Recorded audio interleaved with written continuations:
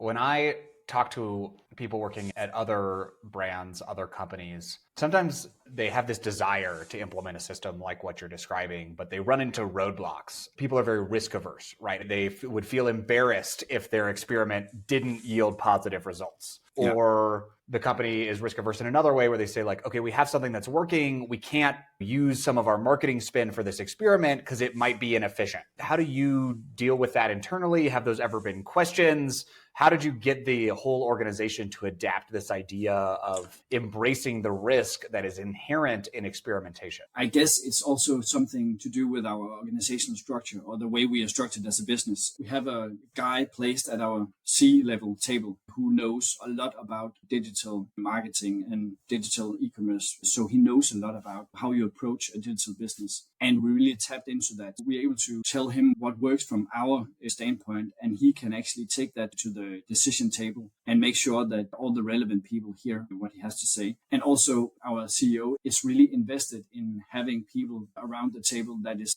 better than him to make the right decisions within the specific fields. So if my boss, Rasmus, goes to him and says, this is the right thing to do, he really truly believes that this is the right thing to do. And luckily, Rasmus and I often agree or do agree a lot that if we don't test, we never become better. And then we will lose at some point because other companies or our competitors that do testing, they will outrun us at some point because they will figure out things faster than we will and be able to move faster at some point. So for us, it's very important that we never believe that we have the best setup or the best way to do things. It's only best practice until it's not. And if you don't test, you'll never find out when there is a better setup for you as a company.